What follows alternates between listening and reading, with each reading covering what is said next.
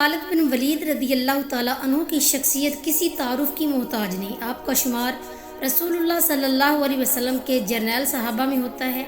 حضرت خالد بن ولید رضی اللہ تعالیٰ عنہ ہی کی ذات گرامی ہے کہ جن کو آقا نامدار صلی اللہ علیہ وسلم نے سیف من سیوف اللہ یعنی اللہ کی تلواروں میں سے ایک تلوار قرار دیا، جس کی بدولت آپ رضی اللہ تعالیٰ عنہ سیف اللہ کے لقب سے مشہور ہوئے۔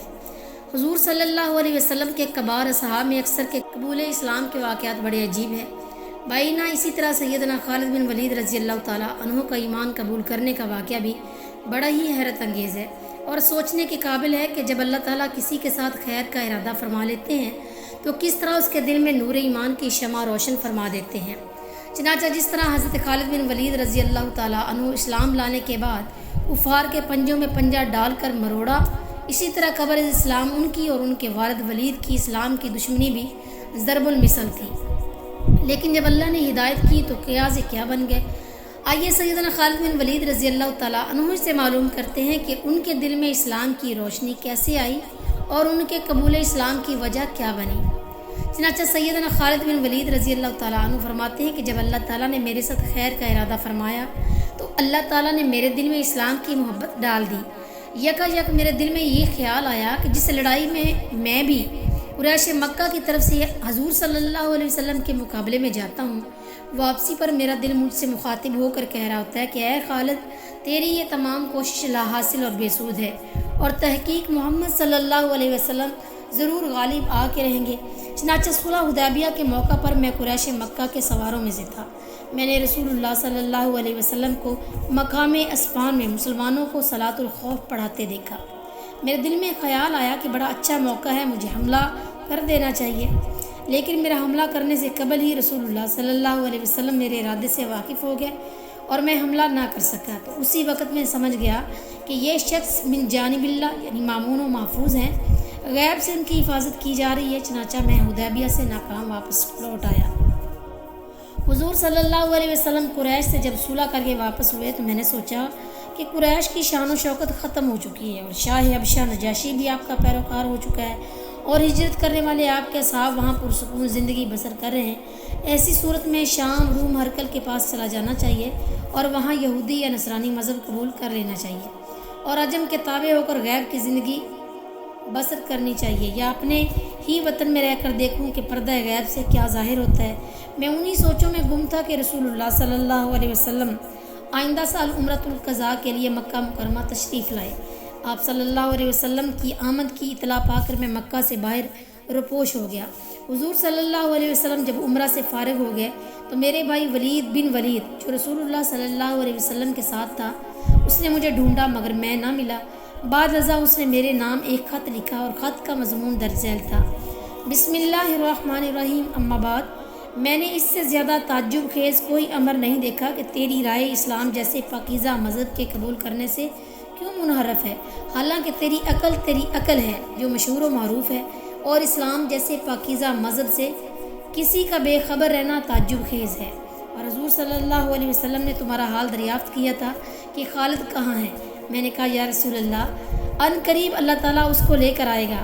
آپ صلی اللہ علیہ وسلم نے فرمایا تعجب ہے اس جیسا عاقل اسلام جیسے پاکیزہ مذہب سے بے خبر و ناداں ہو جائے، اور فرمایا کہ اگر خالد دین اسلام میں داخل ہو کر اور مسلمانوں کے ساتھ مل کر دین حق کی مدد کرتا تو یہ اس کے لیے بہتر ہوتا اور ہم اس کو دوسروں پر مقدم رکھتے۔ بس اے بھائی، تجھ سے جو عمدہ مقامات فوت ہو گئے ہیں تو ان کی تلافی اور تدارک کے لیے بھی ابھی وقت ہے۔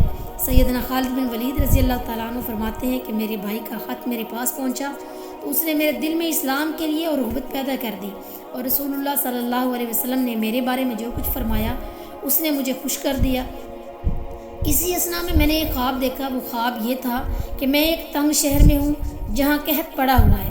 میں اس تنگ شہر سے نکل کر سرسبز و شاداب علاقے میں چلا گیا۔ بیدار ہوا تو میں سمجھ گیا کہ یہ ایک خاص خواب ہے جو میری تنبیہ کے لیے دکھایا گیا ہے۔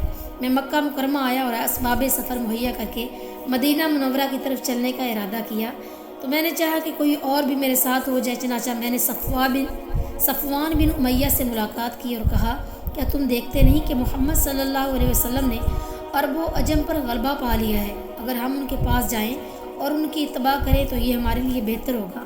محمد کا شرف ہمارا شرف ہوگا۔ صفوان نے میری بات سن کر سختی سے انکار کر دیا اور کہا زمین پر موجود سبھی لوگ محمد کے تابع ہو جائیں، صرف میں ہی بچ جاؤں تب بھی اس کی اتباع نہیں کروں گا۔ خالد فرماتے ہیں کہ میں نے سوچا اس کا باپ اور بھائی بدر میں مارے گئے تھے، اس لیے اس سے کوئی توقع نہیں کی جا سکتی۔ اس کے بعد میں اکرمہ بن ابی جہل کے پاس گیا، ساری بات کی تو اس نے بھی وہی جواب دیا جو صفوان نے دیا تھا۔ سیدنا خالد بن ولید فرماتے ہیں کہ میں اپنے گھر گیا، اونٹنی کو تیار کیا اور سوچا ایک دفعہ عثمان بن طلحہ سے بات کر لیتا ہوں۔ وہ میرا سچا دوست ہے، لیکن مجھ سے اس کے باپ دادا کے قتل ہونے کا خیال آیا تو سوچنے لگا کہ بات کروں یا نہ کروں۔ بالآخر یہی فیصلہ کیا کہ بات کرنے میں کیا تردد ہے، چنانچہ میں عثمان سے بات کی تو عثمان نے میرے مشورے کو قبول کیا۔ میں بھی مدینہ چلتا ہوں، لیکن ہم مکہ سے علیحدہ علیحدہ نکلیں گے اور مقام یاجج میں ہماری ملاقات ہوگی۔ جو پہلے پہنچ جائے گا وہ دوسرے کا انتظار کرے گا۔ سیدنا خالد بن ولید رضی اللہ تعالیٰ عنہ فرماتے ہیں کہ ہم مکہ مکرمہ سے روانہ ہو گئے اور حسب وعدہ مقام یاجوج یا یاجج میں عثمان بن طلحہ مجھے مل گئے۔ ہم علی صبح وہاں سے روانہ ہوئے۔ جب مقام ہدا میں پہنچے تو وہاں عمر بن عاص سے ملاقات ہوئی، وہ بھی مدینے جا رہے تھے۔ انہوں نے ہمیں مرحبا کہا، ہم نے ان کو مرحبا کہا۔ جانے کی غرض معلوم کی تو پتہ چلا وہ بھی اسلام قبول کرنے کی غرض سے مدینہ جا رہے ہیں۔ یوں دو عظیم جرنیل اور سپہ سالار ایک غرض کے لیے اس میں مل گئے۔ ہم تینوں مل کر روانہ ہوئے اور مدینہ پہنچ کر مقام حرہ میں اپنی سواریاں بٹھلائیں۔ کسی نے رسول اللہ صلی اللہ علیہ وسلم کو ہماری آمد کی خبر دے دی تو آپ صلی اللہ علیہ وسلم بہت زیادہ مسرور ہوئے اور فرمایا مکہ نے اپنے جگر گوشوں کو پھینک دیا ہے۔ سیدنا خالد کہتے ہیں کہ حرہ میں میں نے عمدہ لباس پہنا اور آپ کی خدمت میں حاضری کے لیے چلا تو راستے میں مجھے میرا بھائی ولید ملا اور کہا جلدی چلو، رسول اللہ صلی اللہ علیہ وسلم کو آمد کی اطلاع ہو چکی ہے۔ آپ صلی اللہ علیہ وسلم بہت زیادہ مسرور ہونے کے ساتھ ساتھ آپ کے منتظر ہیں۔ ہم تیز قدموں سے چل کر رسول اللہ صلی اللہ علیہ وسلم کی خدمت میں پہنچے۔ حضور صلی اللہ علیہ وسلم مجھے دیکھ کر مسکرائے۔ میں نے کہا السلام علیکم یا رسول اللہ۔ آپ نے نہایت خندہ پیشانی سے جواب دیا۔ میں نے عرض کی اشہد اللہ الہ الا اللہ وان محمد رسول اللہ۔ آپ صلی اللہ علیہ وسلم نے فرمایا قریب ہو جاؤ۔ میں قریب ہوا تو فرمایا حمد ہے اس پاک ذات کی کہ جس نے آپ کو اسلام کی توفیق دی۔ میں دیکھتا تھا کہ آپ میں عقل ہے اور وہ عقل خیر اور بھلائی کی طرف رہنمائی کرے گی۔